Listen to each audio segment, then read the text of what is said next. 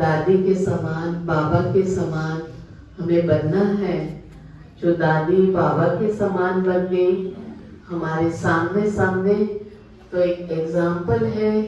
बाबा को नहीं देखा लेकिन दादी को तो विशेषकर सभी अभी भी देख रहे हैं, रतनमयी दादी जी को देख रहे हैं। तो बाबा ने हमारे सामने, बाबा ने क्या पुरुषार्थ किया, कैसे किया, तो हम सार रूप में यही कहेंगे कि जब हम, विशेषकर हमारा जन्म तो गुजरात में हुआ, तो वहाँ से हमें लाने के निमित्त मधुबन में हम सेवा में थे, तो वहाँ बड़ी दादी से मिले और उधर होने के लिए, और हमें आप कहीं भी भेज सकते हैं, ऐसा नहीं कि गुजरात में ही, कहीं भी आप सेवा में भेज सकते हैं। तो बहुत खुशी हुई उन्हें और उन्होंने बड़ी दादी से मिलवाया। तो इसी ट्रेन से ही आपको भी हमारे साथ चलना है। और हमारी कोई ऐसी तैयारी नहीं थी कि हम सेंटर पर रहने के लिए, हम तो मधुबन में सेवा कर रहे थे। तो दादी ने जो कहा, हम फौरन हम घर पे लौकिक घर गए तैयारी करके, उसी ट्रेन से हम अहमदाबाद से बैठे। और यानी कि दादी ने ये भी कहा कि सीधा हमारे साथ आना, किसी से बात नहीं करना, किसी से कुछ नहीं कहना, किसी को बताना नहीं, आपको हमारे साथ चलना। हमें ये आता था कि हमें दादी के समान बनना है, जो दादी कहते हैं वो हमें करना है। हमें और कुछ बातें जैसे हमारे सामने आती थी तो हम दादी को देखते थे, दादी को जब हम सुनाते थे, उज्ज्वला दादी, जैसे दादी का भी कभी भी फोन आ जाता था और हम भी दादी को फोन कर लेते थे, तो दादी जी जब फोन से भी हम सुना देते थे तो उसके बाद देखते थे कि दादी इतनी सकाश से मैं बाबा का बन गया, तो विकासपुरी सेंटर में दादी जी ने संभालती थी। वहां जाते जाते 2 दिन लेट हो गया कि जैसे मैं पांडव भवन के गेट में प्रवेश कर रहा था, अचानक दादी जी वहीं खड़ी थी। तो जैसे दादी जी खड़ी देखा और मैं ऐसे बांह में फैला करके दादी जी के ऐसे पैर पकड़ करके मैं भी रोने लग गया। दादी ने कहा कि भाई क्या हुआ? तो उस समय उनके साथ नीरू बहन नहीं थी, तारा बहन हुआ करती थी। तो दादी जी ने बोला, तारा बहन भाई को टोली लेके आओ। तो तारा बहन जाकर के टोली लेकर के आई और दादी जी ने कहा, क्या हुआ भाई, क्यों रो रहे हो? तो मैंने कहा, दादी जी गलती हो गया, मैं 2 दिन लेट हो गया हूँ सेंटर में। तो सभी जरूर आज भाई को भी अपने योग के वाइब्रेशन देके कि जल्दी ठीक हो जाए, और फिर रोजाना यहाँ आएंगे। अब थोड़ा सा 2 शब्द बिल्कुल लाल लाल सा प्रकाशमय दिखाई देने लग गया, और सिर्फ मोहिनी बहन सामने बैठी हुई थी। तो वो खड़े हो गए, उन्होंने भोग के थाली हाथ में उठा लिए और मैं भी वहां से खड़ा हो गया। तो पता नहीं क्या ऐसा महसूस हो गया कि मैं वहां से उड़ना शुरू हो गया, जैसे मोहिनी बहन भी उड़ रही है ऊपर के और मैं भी उड़ रहा हूँ। तो ऐसे करते करते मैंने सोचा ऊपर तो छत है, कहीं हमारा सर तो नहीं फूटेगा। तो ऐसा प्रतीत हो गया, लेकिन कुछ देर सेकंड के बाद मैं देखता हूँ तो मैं छत के ऊपर हूँ, छत नीचे दिखाई दिया। मैंने कहा चलो सर तो बच गया। तो ऐसे करते करते हम ऊपर की ओर क्या बोलते हैं, बाबा जहाँ रहते हैं सूक्ष्म वतन। जब सूक्ष्म वतन ऐसे होते होते कई ऐसे अनुभव हैं जो मैं सोच भी नहीं सकता। तो जैसे मैं उस समय नया भवन बना हुआ था, ओम शांति भवन, तो वहां पे क्लास में गया, वीरवार का दिन था,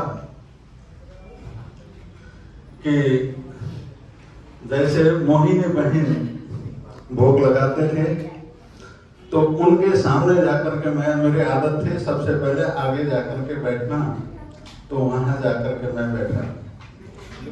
और पहले भी एक आध बार मैंने सुना हुआ था, बहन जी संदेश भी, बाबा का भोग संदेश भी सुनाती थी। दादी जी से मिलना और उनसे बातें करना, और मेरे लिए इतना बड़ी बात थी, सोच भी नहीं सकता।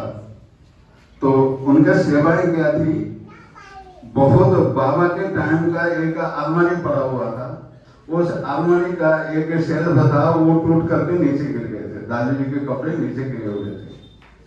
तो दादी जी ने वो दिखाया, तो मैंने कहा दादी जी ये कैसे हो गया, और इतना घटिया ये लकड़ी आपने लगाया हुआ है यहाँ पर, ये कैसे कारपेंटर ने बनाया। तो दादी जी ने कहा नहीं, कारपेंटर ने नहीं, ये निर्मल शांता ने लगवाया था। वो फल की जो पेटियां आती थी, और वो फल की पेटी का जो पतले पतले जो वो होते थे, तो उसी को उन्होंने रखवाया था। तो उन्होंने कहा निर्मल शांता ने लगाया था। तो कहने का मतलब यह है कि दादी जी ने, मैंने कहा ऐसा क्यों, बाबा ने हम बच्चों को सिखाया था ना, इकोनॉमी होके चलना है, बचत करना है। तो इस प्रकार की बातें हुई। फिर दादी जी ने कहा, और वो आपके युगल, उनका क्या नाम है, मैंने कहा भाई वो पवित्र है। तो उन्होंने कहा तो उनको, हमारे युगल को वो कभी भूलती नहीं है दादी जी, जब मिलता था। तो और इसी प्रकार दादी जी के साथ मेरा काफी अच्छा मतलब एक अनुभव मैंने महसूस किया। और उसके बाद हमारे भाई लोग हैं, बिरजुमान भाई, आशा बहन, पुष्पा दीदी, उन लोगों के साथ में मेरे अच्छा जान पहचान वहाँ हुआ। हम लोग एक ही जगह, एक ही टेबल में बैठ करके खाना भी खाते थे, नाश्ता करते थे, भोजन करते थे। तो इस प्रकार से हम चलते रहे। अब समय का अभाव भी है, और भी बहुत सारे अनुभव है। आगे कोई प्रोग्राम होगा तो उसमें बताएंगे। अभी इतने के लिए समाप्त करता हूँ। ओम शांति, ओम शांति। भी रही है तो दादी के द्वारा ही हो रही है। कहाँ विश्व की दादी और कहाँ हमारे से अपने घर की दादी, ऐसा महसूस होता था। और दादी जब भी विदेश जाते या विदेश से आते थे, दिल्ली में जब भी आते, छोटे छोटे प्रोग्राम जो होते थे, तो भी दीदी के साथ हमारा जाना होता ही था। तो दादी से अनेकों बार मिले, ऐसे बार बार मिलते रहे। और एक अपने घर की महसूसता होती है जब भी पांडव हम जाते थे। अभी भी छोटा छोटा प्रोग्राम भी हो तो अभी दीदी को बुलाते ही हैं दीदी। तो ऐसा नहीं लगता कि बहुत दूर की दादी, जैसे कि मिलने के लिए कितना टाइम हमारे पास भी आए और कहा कि भाई ये जो आपका प्रोग्राम ये वाटर का है, ये 2 दिन में पूरा हो जाएगा। तो हमने अचानक कहा हाँ दादी जी बिल्कुल हो जाएगा। और देखे कि हमने बोला और वो 2 दिन में ही प्रोग्राम पूरा हो गया। तो दादी माना शब्द ही उनके ऐसे हैं कि माना जैसे कहते हैं तो वो काम पूरा हो ही जाता था। तो इस तरह से दादी का मिलना ये का बात हुआ। और अभी भी देखते हैं जैसा लगता है दादी हमारे पास ही है, साथ ही ऐसा है। और बाबा को मिलना, दादी से मिलना एक ही बात है एक तरह से। और सब बार बार के अनुभव तो सभी के रहेंगे। जैसे बाबा ने मुझे, दादी ने मुझे वरदान दे दिया, और मैं कभी योग के प्रोग्राम को कभी भी छोड़ता नहीं हूँ। योग पर ज्यादा ध्यान देता हूँ।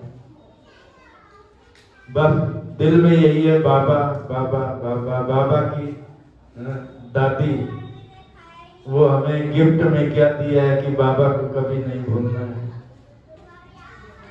बाबा से तो सभी बच्चे प्यार करते हैं, मगर जैसे बाबा ने हमें एकदम वरदान में एकदम, जैसे कहते हैं ना, लिफ्ट में बिठा दिए, उड़ते रहते हैं। और ऐसे दादी को कितनी बार हम दृष्टि ली, और दादी हमेशा मुस्कुरा के मिलती थी। जब भी हम जाते थे तो मुस्कुरा के मिलती थी, तो कितनी खुशी। दादी का ये स्लोगन था कि कुछ भी हो जाए मगर खुशी नहीं जाए, खुश रहना है। तो उनकी बातों को हम अपने जीवन में उतारते हैं और उसमें हमें सफलता भी मिलती है। हमने उनसे सुना है ज्ञान कि बाबा अब करंट लेना हो तो कैसे लेंगे? अपने को जब तक आत्मा नहीं समझोगे, देह समझोगे। एक तरफ रबड़ चढ़ी है देह की, और शिव बाबा तो निराकार है, वो तो अशरीरी है। तो हमें भी पहले अशरीरी बनना पड़ेगा, तब करंट आएगा, तब आपके अंदर से विक्रम विनाश होंगे। शक्ति मिलने के लिए हमें भी देह की जो बॉडी है उस स्वरूप में टिकना होगा। और बाबा को देख के ही हमने जीवन समर्पित किया, और अभी भी दादी और बाबा की पालना से हम सभी चल रहे हैं, हम सबकी पालना कर रहे हैं बाबा। तो बहुत बहुत दिल से दादी के प्रति हमारी एक मतलब निकलती है दुआएं और थैंक्स निकलता है कि इतना व्यस्त होते गए, इतनी तकलीफ होते भी दादी के चेहरे पर कभी दिखाई नहीं देता था, और इतनी पालना और सेवा करती थी। तो हमें भी यही लक्ष्य रखे कि दादी के समान, बाबा के समान अपने जीवन को बनाए। और आप सभी भी जरूर जैसे ही श्रद्धा सुमन आज दादी जी को बाबा को समक्ष रख करके अर्पित कर रहे होंगे, किया होगा। ओम शांति, ओम शांति।